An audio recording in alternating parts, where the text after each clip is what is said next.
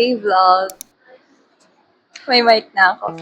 So, today is July 20, which is birthday ni Juju. Nanganak na ngayon si Ate Lia. This day, as in today. And right now, we're here at Cubao kasi pupunta kami ng sa Phil Sports Arena. Nanonood kami ng volleyball, PVL, kasi fancy mami na ng Foxys. Specifically ni Caitlin Viray. So, manonood kami. Pero ngayon, nasa Cubao muna kami to eat.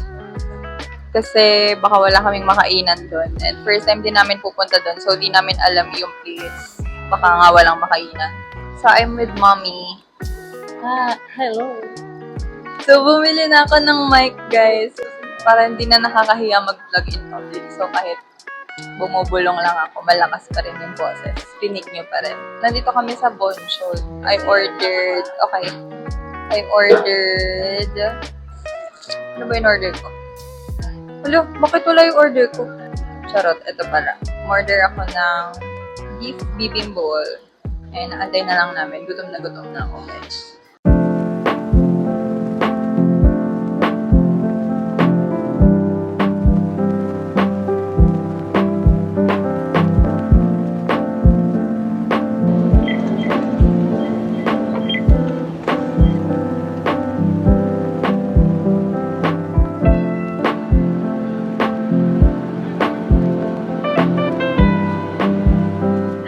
Guys, namali kami. Namali kami ng sakay. Ibang way. Pashaw Boulevard pala. Pashaw Boulevard dapat kami. Tapos, sumakay kami ng pa-centris. Ang sarap pa ng upo namin. Mali pala. Tawid kami ngayon. Kaya nga, tinatanong sa'yo, anak, di ba kayo naliligaw? Naliligaw.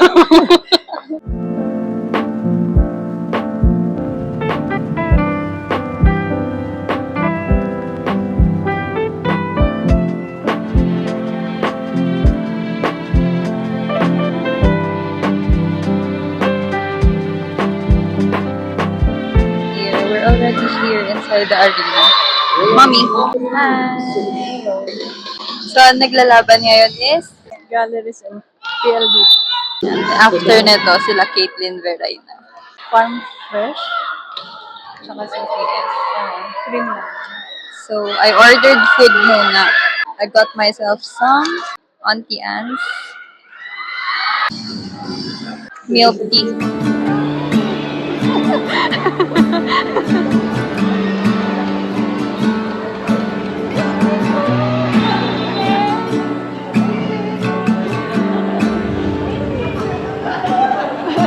Been to California, been to LA, so I'll stay home, write these songs, pretend I'll make it someday. My friends are getting married, they're all settling down, so I'll live here, watch the same thing going around.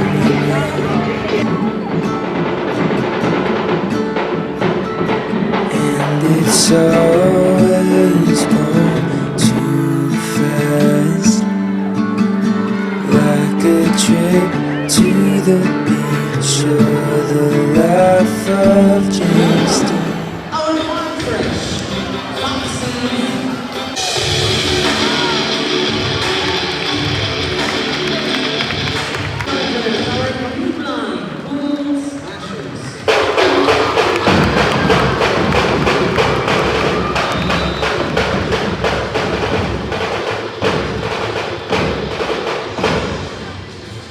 For Caitlin Viray.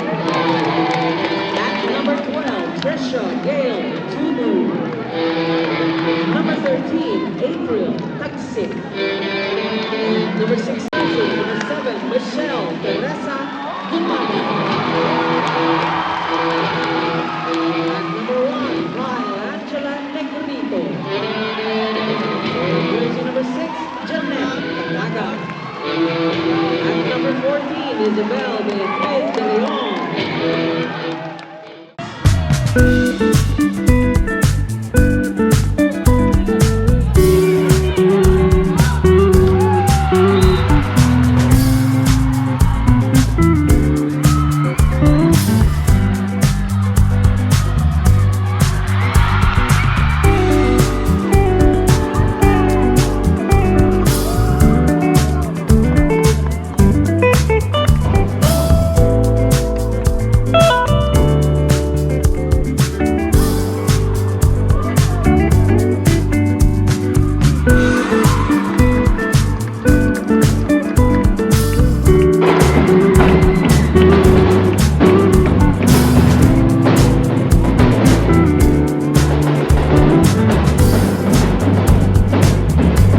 the game's done!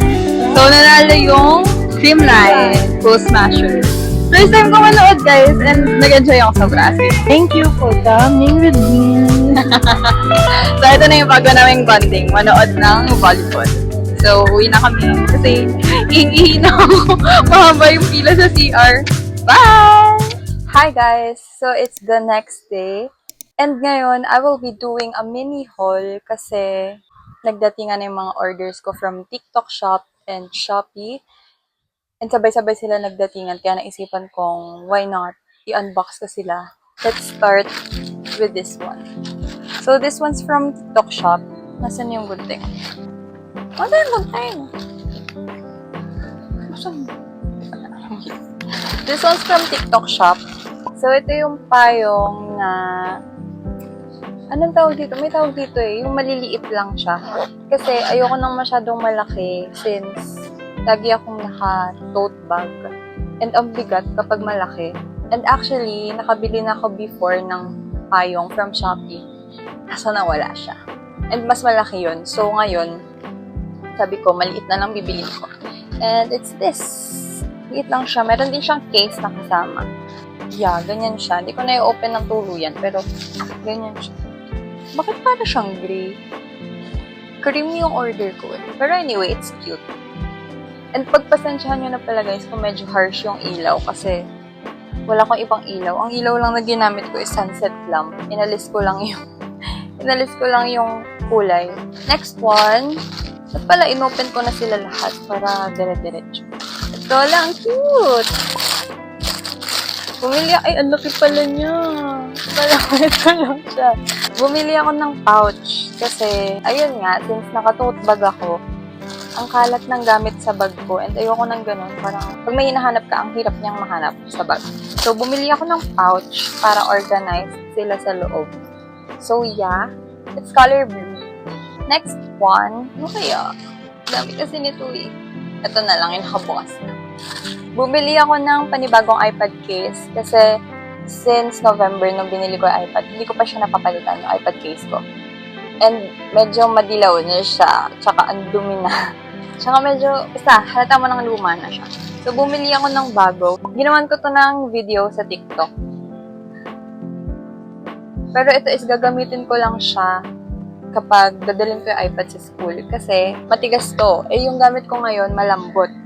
Natatakot ako na baka mabali or what yung iPad since iPad Air yung iPad ko, prone siya mabali. Ito, perfect siya. Hard case siya. Next one. Ito. Spoolie. 100 pieces na spoolie from TikTok Shop. Ayan, TikTok Shop din to. Oh, next is this makeup sponge. Kasi guys, alam nyo bakit bumili ako ng makeup sponge? Yung makeup sponge ko, ginawang laruan ni Bambi. Akala niya siguro para sa kanya yun. So, bumili ako dalawa, black and pink. Ang cute ng pink. Next is this. So, I got 2 tops from Michi, Shop Michi. Uy, hindi ko in-expect na ganito yung kulay. Mag-blend in siya sa kulay ko. Or, magmumukha ako ng kakubad. Hindi ko in-expect yung color, pero I love the quality.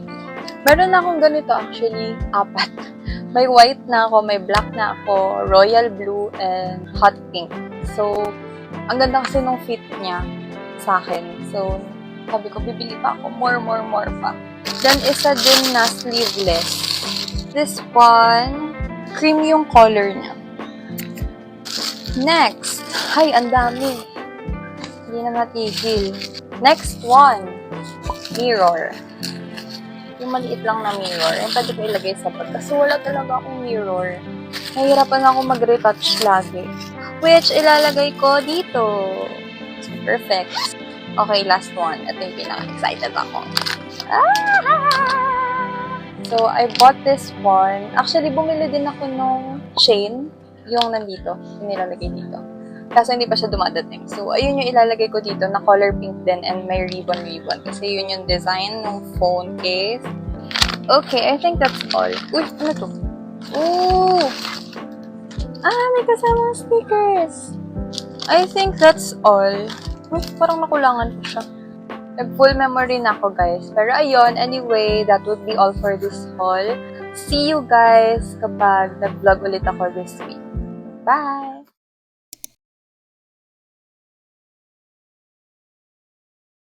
So, hi guys! Today is July 26. It's currently 2:53 a.m. I'm filming this after tumama ni Typhoon Karina. We had to evacuate kasi for the first time in 13 years namin nagstay dito, ngayon lang pinasok yung bahay namin na baha. Like, pinasok hanggang nasa legs na siya. Half na ng leg ko. And kung iisipin mo is mataas na yung lugar namin, we decided na umalis na after nun kasi natatakot kami na baka tumaas na talaga yung tubig. Kasi ang bilis talaga, ang bilis ng pagtaas ng water and hindi namin alam kung gaano kataas pa siya tataas. I contacted few people para humingi ng rescue kasi hindi na talaga kayang tawiran yung kalsada dito sa amin kasi as in agos ng tubig. So we had to wait para sa rescue, which dumating after 3 hours. And by that time, malakas pa rin talaga yung agos ng tubig. 7:30 na nung na-rescue kami. After nun, pumunta kami dun sa ginagawang bahay. Dun kami nagstay. July 25 ng 10 a.m. Bumalik na kami dito sa bahay and we started cleaning. Hopefully, ma-upload ko tong vlog na to. Kasi guys, damaged yung iPad ko. Obviously, pinasukan siya ng tubig. So, ipapakita ko yung itsura ng screen ng iPad ko. Kung ma-upload ko to, ibig sabihin, gumana pa siya. Kasi nandun talaga yung files, lahat ng files for this specific vlog. Hindi lang yung iPad, yung phone ko din. Nagkaroon ng white screen issue na naman yung phone ko. Naging issue ko na siya before and napagawa ko siya and sobrang lalaki na nagastos ko for that. Tapos bumalik na naman. And I think dahil din siya sa nabasa siya.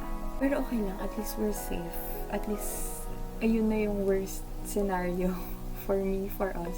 And I didn't expect na sa ganitong way ko mai-end yung vlog ko. Thank you so much for all the rescuers, for all the volunteers, lalo na yung mga message ko from the municipality of San Mateo, mga SK, kasi sila talaga yung tumutulong para makakuha ng rescuers yung mga tao. So, thank you so much. I hope you're safe after tumama nung Typhoon Karina. Sana safe kayong lahat. And even your dogs, sana na-rescue nyo din sila or nasama nyo sila sa pag-evacuate if you ever did evacuate. And yeah, again, sana safe kayo after Typhoon Karina. And magkita-kita na lang tayo sa next vlog. Thank you! Bye!